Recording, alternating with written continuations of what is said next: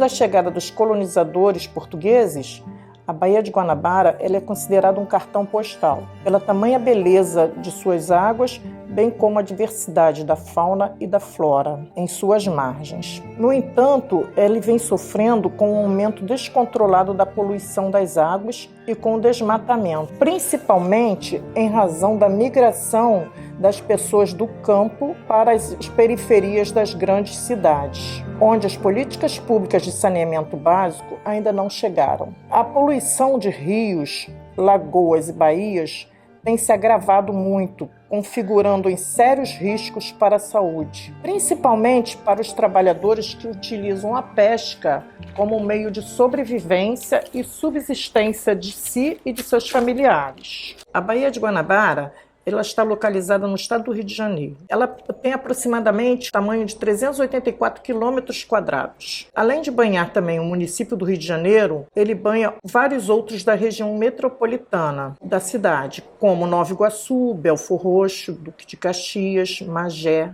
Petrópolis, Itaboraí, São Gonçalo, Niterói, Rio Bonito, Teresópolis e Cachoeiras de Macacu. Historicamente, a Baía de Guanabara ela sempre teve uma grande expectativa em termos da sua melhoria de qualidade, tanto que houve um programa chamado Despoluição da Baía de Guanabara. Esse nome seria muito mais assim encaixado se fosse um programa de saneamento e não um programa de despoluição. Um programa de despoluição, já por si só, já é um nome que cria uma expectativa danada, quando os grandes problemas que nós temos dentro da Baía de Guanabara estão majoritariamente ligados a questões de saneamento no seu entorno. Não é só isso, mas isso é o carro-chefe, principalmente porque temos um adensamento populacional muito grande, né, dos vários municípios que estão diretos ligados à Baía de Guanabara. Fora isso, né, essa bacia ela recebe carga de outros municípios que não são costeiros, mas que vêm através da capilaridade do estado, através dos rios,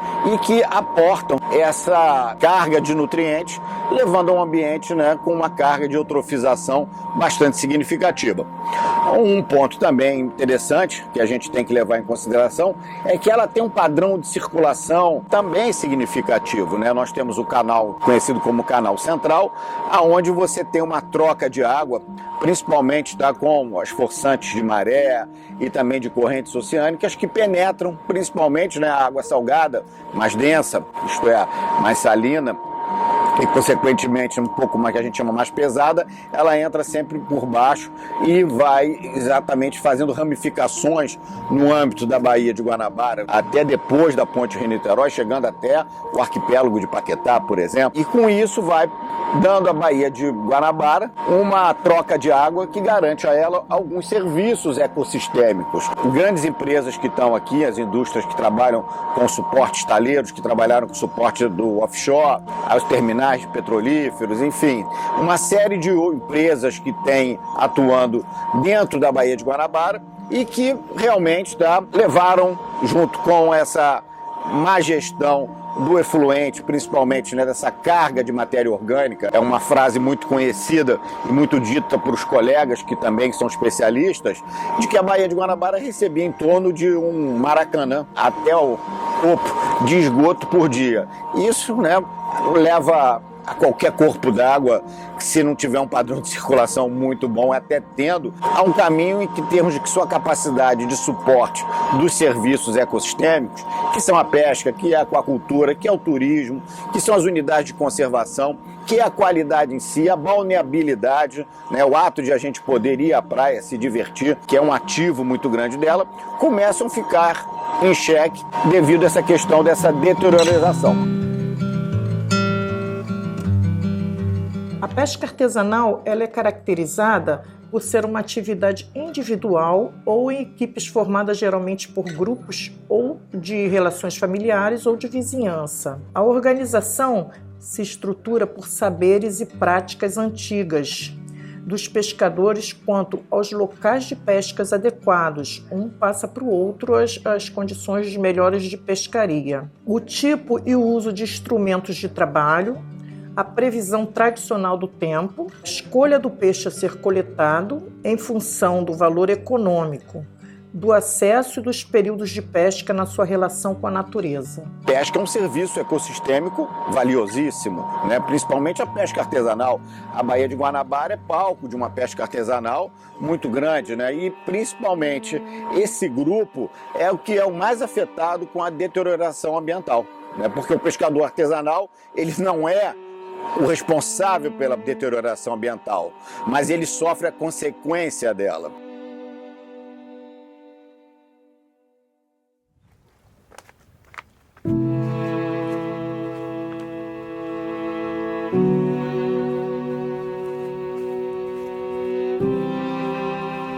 O pescador artesanal, assim, ao meu ver, é um pescador que ele pega peixe, né, para o consumo, também assim para vender, mas são grupos pequenos, umas embarcações pequenas, entendeu? Bem diferente de um pescado assim de um barco grande que leva uma tripulação. Eu costumo fazer o clarear, saio às 3 da manhã e retorno aqui quase 8 da manhã. Eu pego o sol nascendo, por isso que a gente chama de clarear. Eu morei 45 anos na comunidade e vim pescar aqui na ilha, que matou a fome da minha família. Hoje não acontece mais isso, porque a poluição tomou conta. A rede tem saído muito excesso de lixo. Isso vem ocasionar muitos danos de material perdido, rasgo. Vai chegar uma época que ninguém vai poder mais consumir peixe da Bahia. O que seria bom é a despoluição da Baía de Guanabara, porque é muito lixo. Essas partes aqui de trás aqui, assim, tem lugar ali que é muita lama, devido muito lixo entrar, sujeira entrar e nunca foi limpado. Então não só aqui, como tem várias outras partes pela Baía de Guanabara que está nessas mesmas condições, tá entendendo? De lixo. Então eu acho que a despoluição, isso faria com que os pescados de novo voltassem a ter.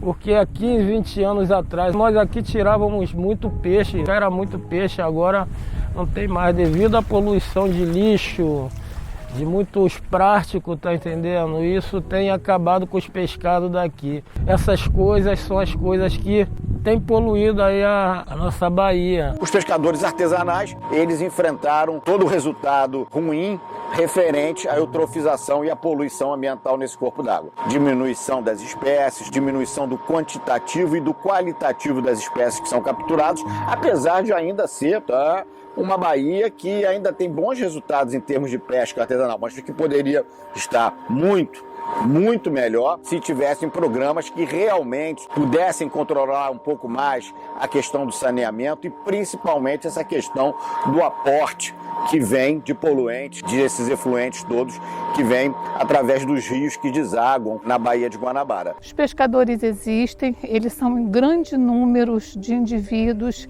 de coletivos que nós estamos colaborando, fomentando para que eles se organizem, para que eles se tornem visíveis ao poder público. Existem muitas leis, muitos recursos, muitos incentivos para todo esse coletivo, porém eles mesmos não têm acesso, eles não sabem sequer onde procurar e como obter esses recursos. E fica então a grande necessidade do poder público, que tem um grande trabalho, muita coisa boa feita, voltada para a pesca artesanal, mas que não chega na ponta.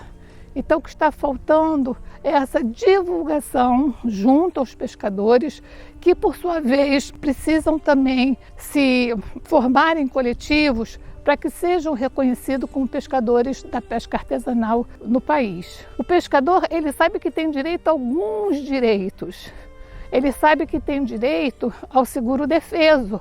Quando a pesca falta, eles têm direito a receber o seguro-defeso. Mas acaba que para eles, que lamentavelmente não tiveram acesso à educação, não tem nenhum recurso tecnológico, o celular são sempre de péssima qualidade, não tem computador, eles não têm como ficar ligando e agendando um dia, uma hora para serem atendidos na Secretaria de Pesca. Então tudo é muito difícil, o acesso para a informação. A partir desse momento, acredito e torcemos para que essa aproximação do governo junto aos pescadores artesanais, eles possam de fato obter todos os direitos a que eles têm. A atuação do pescador artesanal requer que ele esteja devidamente regulamentado através do Registro Geral de Atividade Pesqueira, o RGP. Este documento ele é necessário tanto para a pesca continental quanto marítima. Nesse sentido, a FIPERJ dá apoio para que esses pescadores possam ter acesso a essa regularização que é fornecida do governo federal, do Ministério da Agricultura, Pecuária e Abastecimento. Mediante este registro, o RGP, o pescador ele vai ser habilitado a desenvolver a sua atividade e exercer a sua atividade de forma que ele possa também ter acesso a outras políticas públicas. Dentre elas, o seguro-defeso, que é uma política pública fornecida através do Instituto Nacional de Seguridade Social para que o pescador, nas épocas de defeso, que são períodos do ano em que não pode desenvolver atividade de pesca, em que esse pescador possa requerer o auxílio denominado seguro-desemprego do pescador artesanal e que possa receber por um determinado período em que essas espécies não podem ser pescadas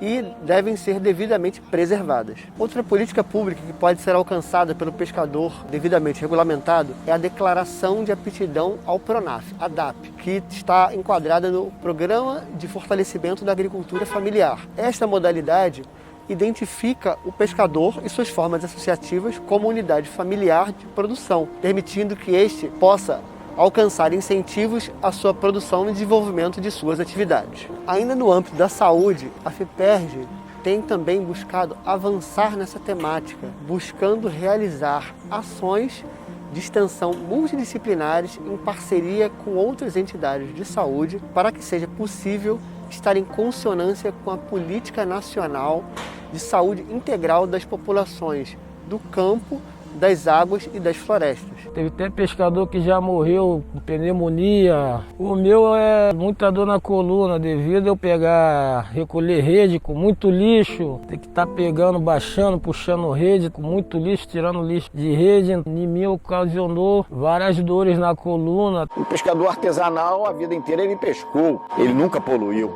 Muito pelo contrário, ele é até um protagonista em busca da conservação. Muitos amigos aqui, a maioria, vivem da pesca.